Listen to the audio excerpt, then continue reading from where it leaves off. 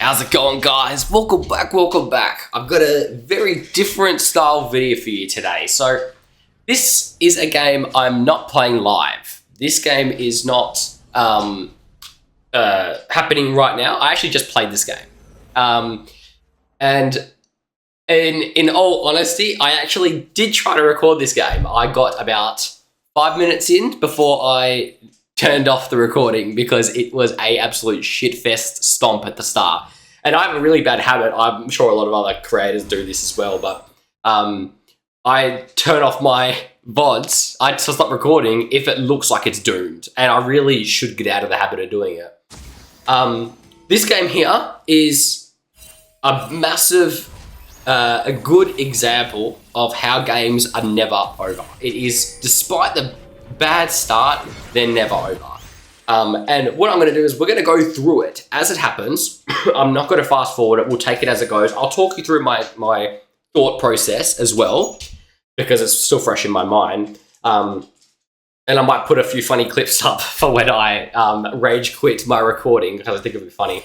So you can see Talia is shown on the top side of the map. So luckily my top laner has warded the raptors. So I'm going to start wolves, and I'm going to do a standard wolf start clear. Let's go wolves, blue, gromp, and then try to work towards our raptors. So we know Talia's not there, so we can path there. Hopefully it's not too loud, but it should be fine. So we... Sorry, I'm still a bit unwell. So you can see we get the wolves, eat the blue, and my bot lane Sivir dies, my Yumi dies now as well. So bot lane's O2. Talia shows up my raptors. So what that to me tells me is I need to go straight to her red, okay? You can't really commit yourself to this gromp. You need to go straight to her red. The worst possible scenario here, and if it happened, I think it probably would have been game over. I don't think we could have won, is if their bot lane actually recalled here and came to her red. Because if that happened, my game would have been over. I would have been screwed. But it's all good. No one comes. So what we do is let's take the raptors. Let's go straight for the red. You see, bot lane's not recalled yet. Talia's probably still at my red. What I was thinking was going to happen here was Talia was going to go red into Krugs, and after Krugs, she was going to gank top. So, question you have to ask yourself here is, do you go for their Krugs? The answer, in my opinion, is no, you don't go for the Krugs. Because if their bot lane comes, it's a 2-0 Ezreal, I'm fucked. So what we do, let's just do what we can. Bot lane's not there. Let's go straight for a mid gank. So we'll try for a mid gank instead. So you see, we come into the little bush. Now, personally, I think we could have killed him here, but my mid didn't follow up very well. So I got the nice wall. I still think we probably could have killed him there, but I think he said that he didn't have his E. Yeah, there you go. Yeah, he didn't have his E, so it makes sense. He can't gap close it. So let's go for the scuttle. After the scuttle, we should be looking to recall, right? That's what we should be doing. Unfortunately, it's not what I do. Unfortunately, I saw the bot lane gankable, and I forced a gank without ghouls. There's no ghouls here. I missed my E, missed my W, I get knocked up, I died. Shit, the damage. And now my AD carry dies. God, the damage, dude. And now the support dies. It's fucking tragic, dude. And I'm pretty sure I typed to him out of tilt. I think I said something like, how do I play with you guys? Or something like that. It's just... Yeah, I don't know. It happens. I'm not going to preach to you guys and say I don't tilt. I have pretty bad... I'm probably one of the worst I know. My head just sometimes, it just doesn't... It's hard to stay focused in games. But I thought, you know what, well, fuck it. We'll just deal with it. Let's just play this game out and see if we can win this game anyway. So what we do is we go, let's take a second to focus here. We can't play over bot. Let's stop playing towards bot, okay? Let's play towards mid and top. Mid and top are our win cons. Now, if you know anything about me, one of the things I've advocated for the most is Yorick versus Vlad is one of the best matchups possible. Vlad cannot pull outside a Yorick wall. It is literally free ganks every time. So all we're going to do is let's just see if we can get our lead by ganking the Vlad instead. So we'll get some ghouls off the raptors. I was like, fuck, he's dead. But he pulls it together. What a fucking legend, dude. That was so... I gave him honor this game because I was so bloody impressed by how well he came back there. And here we go. So, we lead with the E. We land the E, you go to the W. He flashes, that's it. That's the end of the gank. Leave. You don't have to overstay. There's no point overstaying this, okay? Let's go straight to the Crux. And let's get Ghouls back. So we get Ghouls back at Crux. And then what we'll do is let's go back top. So whenever you take in the multi-camps, make sure you get Ghouls off them. You have to get Ghouls off them. Remember, the big camp is going to drop a grave automatically. You can just E it to raise as many Ghouls as you can here. There you go. And let's go straight to top again. See if it's gankable. I don't have E up, so no. Now, notice I pulled off there early. You don't want your Ghouls to go into the wave. That's the most important thing there. Telia shows up on the dragon, so let's get the grub. Let's get grubs. Free grubs, I mean, we're not winning by any means. We're actually getting pretty trashed on, but free grubs. Now, don't be afraid to pull off of camps. I always tell my mate this, and a lot of people commit to camps when they shouldn't. Vlad oversteps top. I know he has no flash. This is a free kill. The second he oversteps, I can pull off. And guess what? My Ghouls finish off the grubs anyway. So I can do grubs and gank at the same time. There's so many little things that Yorick can do that other champions can't do that is so important. So we're going to finish off the grubs. Now what do we do? What do we do after the grubs? Well, there's a scuttle there, but there's a Telia coming to us. So we need to take this scuttle and get out ASAP. So take the scuttle. And we have a lot of gold to spend. Let's go spend this gold. We need to actually spend our gold to make use of it. So what we're going to do is we're going to recall on the spot. And what are we going to buy? I always like to opt into the health first. So I think I buy a Ruby Crystal, a Kindle Gem plus boots. Perfect. Okay. Now we're going to path bot. Do we want to gank bot is the question. Have we recovered enough to take over this 3-0 Ezreal lead? Because that's what we need to ask ourselves. If we got into a 2v2, can I actually kill them here?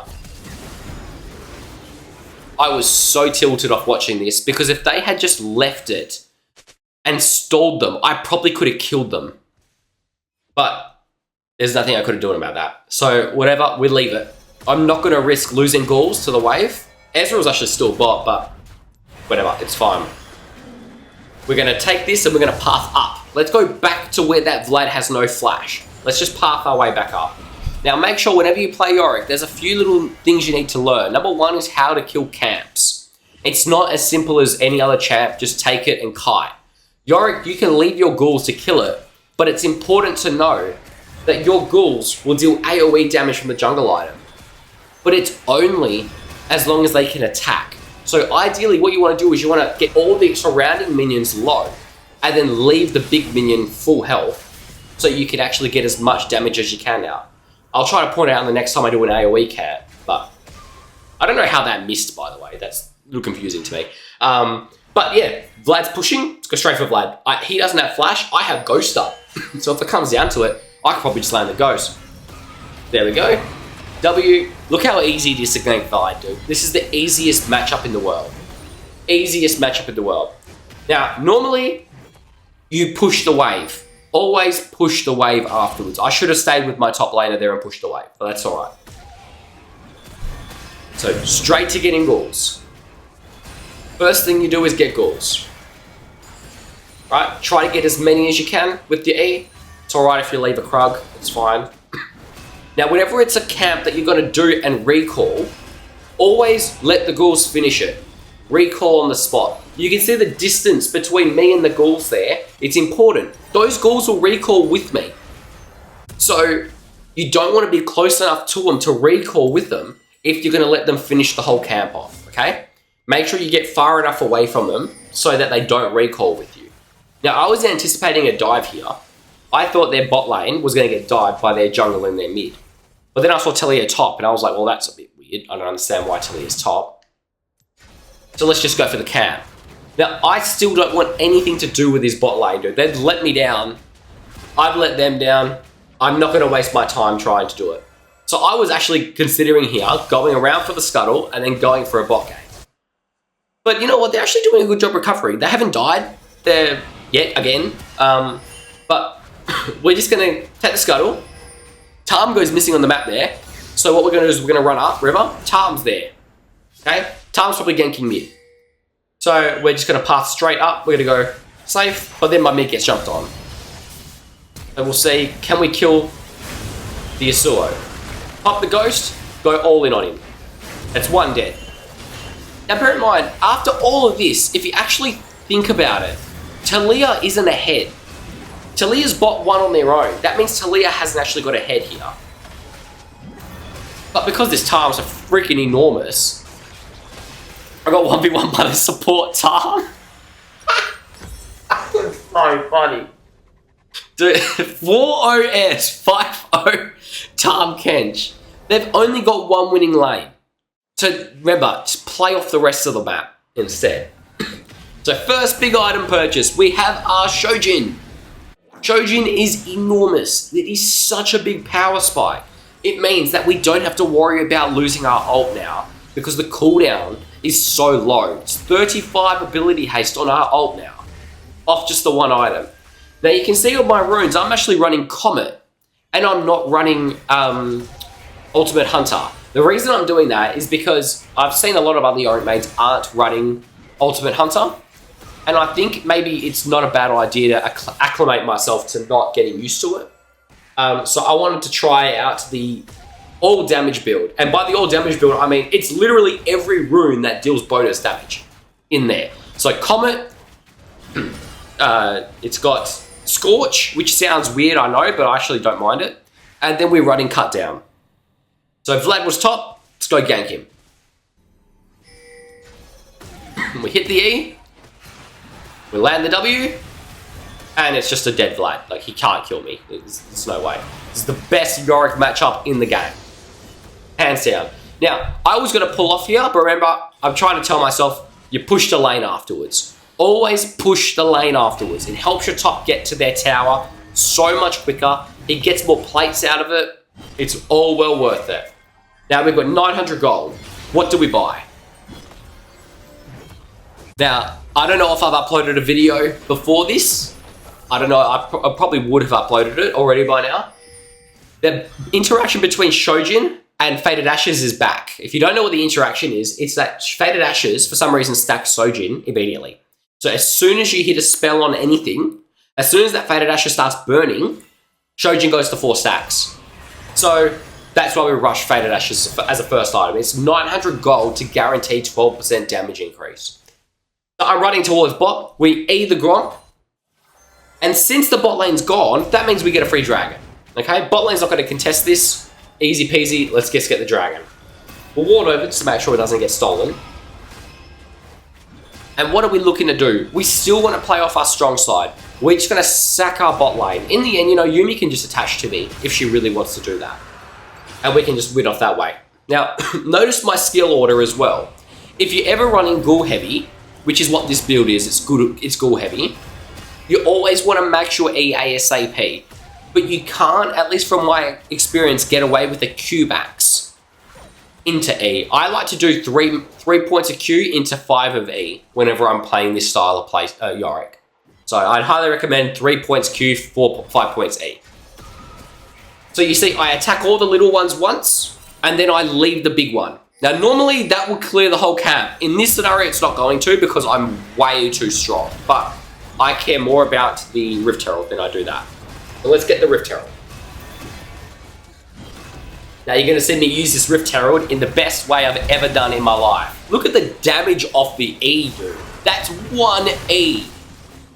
Look at his health. That's 1 E. Nuts. Now, I'm going to take the Gromp. Now, the goal here is we're going to drop this Herald over the wall. We're going to charge it into the tower, and we're going to get the Herald push on this tower. We're going to get this tower in 1 hit. At least that was the idea. Unfortunately, I still don't understand how this Herald works. My mouse is over there, and it still hits the wall. I was so bloody, I just don't get it. Anyway, we're going to hit the Vlad while we're here. He realizes he can't get out of the wall. So we'll just take the free kill instead. Dude, it's just so... This build is so much fun to play, man. Alright. Straight to Cleaver. Cleaver second. Shojin into Faded Ashes into Cleaver. It should be your core build if you're going to run spell damage Yorick. You should really be called Caster Yorick. Sort of Caster, I don't know, something like that. Anyway, we're going to take our camp. Now you're going to see, I get a lot of pings here. Azir's going, hey, cover mid. What the fuck are you doing, Yorick? Cover mid. There's 3 people mid there. 2 of them are like 6-0. I'm not going to go anywhere near them. But now, time's gone. Let's go in. So we get the engage. Either Talia, finish off him. We're quick as hell. Land the E. And we get a nice double kill. Cool. 2 people dead. Fuck. I'll be 1 second. Alright, I'm back. Sorry. My dog's just vomited everywhere. So what we're going to do is we're going to keep clearing. Recall as soon as we can. Because we've got some items to buy. It's a nice missed E there. Now I'm looking at the bot lane though. And I can see the Ezreal's there. And I can see there's a wave pushing. Now normally I would be looking at this and going, this is a good maiden split time. But unfortunately you can see through the game timer. I don't feel comfortable pushing maiden bot yet. But it is a very good, this is the perfect time where you would ever drop maiden. I just think I kind of maybe need a little bit more damage in the fights. So probably not a very good time to drop her yet. We'll wait and see. But we're so close to this Cleaver. And the best part about getting Cleaver in this scenario is now I know I can kill the Tarm. Remember that Tarm has armor galore. Look at the size of their bot lane. But you know what? I can actually get quite a lot out of just dropping ghouls without having to drop maiden. So remember, you don't always have to drop the maiden. You can just drop ghouls and you get a very similar effect. So let's take the Krugs. Let's get a little bit of gold, get some ghouls, and let's see what we can do on the map. Now we're in the top half, so we might as well check out the top half of the map. And I'm seeing literally the perfect opportunity now. It's a 2v2. I'm feeling confident in my strength now. I have all the armor pen I need, and I can finally take out this Tarm. And look how much he gets shreds. He just gets shredded, dude. It's easy. Ezreal's there. Doesn't matter. Ezreal, Schmezreal. That is 2 700 gold bounties off that alone.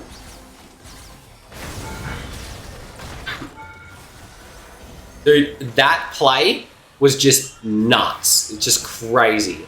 Now, in this scenario, I want them to get that top tower, but I'm looking at that mid lane right now, and I'm seeing that Yasuo is chasing my teammate. I can see silver flashes, and all of a sudden the Yasuo is like, oh, I'm in the area for you, so we're going to block off that Yasuo's entrance. We don't want to fight this. We want to get out of this as much as possible. So all we're going to do is we're going to recall on the spot. Now, I think where I am here, they actually almost come to me. Remember, we don't want to die. The worst thing we can do here is die. So let's just get to safety and then recall. Now, I've got all the items I need for my perfect buy, which is Leandry's into Sork Boots. Got the exact amount of gold.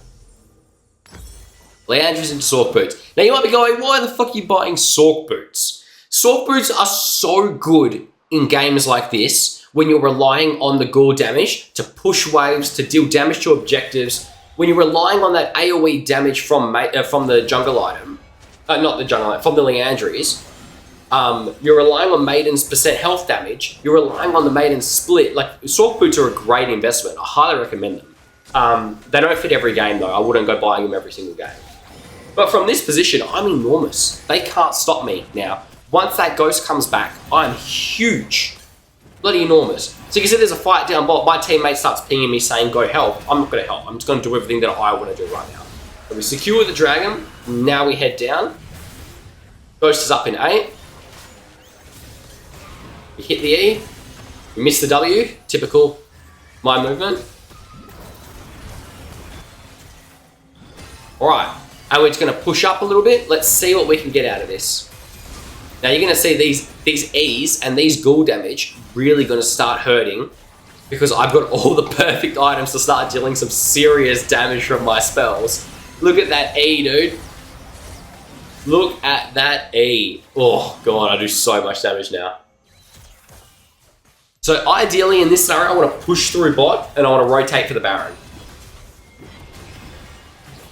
Now, they overstay. Ezreal tries to defend. My team rotates onto Ezreal. Easy peasy. We get it.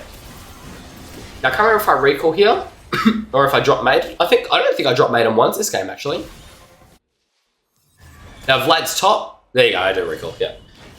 Now, Vlad's top. Now, I don't know whether or not Vlad is trolling. I don't know if all their teammates are just not playing properly. I was going to build Eclipse this game because I thought it'd be a good game for Eclipse. I'm relying on the Maiden engages with E as well anyway, so... And then I had a sudden thought, maybe I should drop Maiden bot instead. I run bot. Remember, Maiden has to be in the region. As soon as she gets into that half of the map, she gets released. I ping to my team that she's going to go down the bot wave, and I ping the dragon, and I ping the Baron.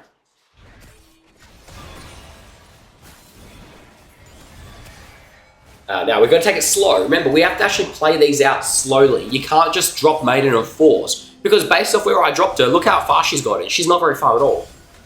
So there's nothing wrong with taking your time here. Okay, so let's just scope out the area. It's not warded. You see Talia's there. We've seen Talia. Get a nice E. But then we block off the wall. We block off that entrance. Talia dies to the single E. Alright, now it's 4v5. Maiden's finally pushing. We can look for the engage. Now, I went two-hand here. You can see I get really low. I panicked here. Never get too low. You always want to stay somewhat healthy. I'm just going to keep pushing down mid. Keep pushing down mid. My E's, I'm hitting like a truck with all my spells here. And that's GG. We literally won off that. It's 19 to 20. I've got 10 kills. I have 17 kill participation in a 20 kill game. And that's it. We literally end off the one push. They can't stop us. I do way too much damage. And that's it. That's game over. So I hope this one goes to show you can lose early, but you can never get too far behind. As long as you find your avenues of coming in, I think there are ways for you to win almost every game with Jungle Yorick. Of course, there's those games where every lane loses, you lose. And unfortunately, I actually think if one more of my lanes had lost there, we would have lost in general. But because I had an even mid and I helped top to win, we were able to pull that one ahead. So I hope you guys liked that one. If you did, please let me know. Please like it. And I will catch you guys in the next video.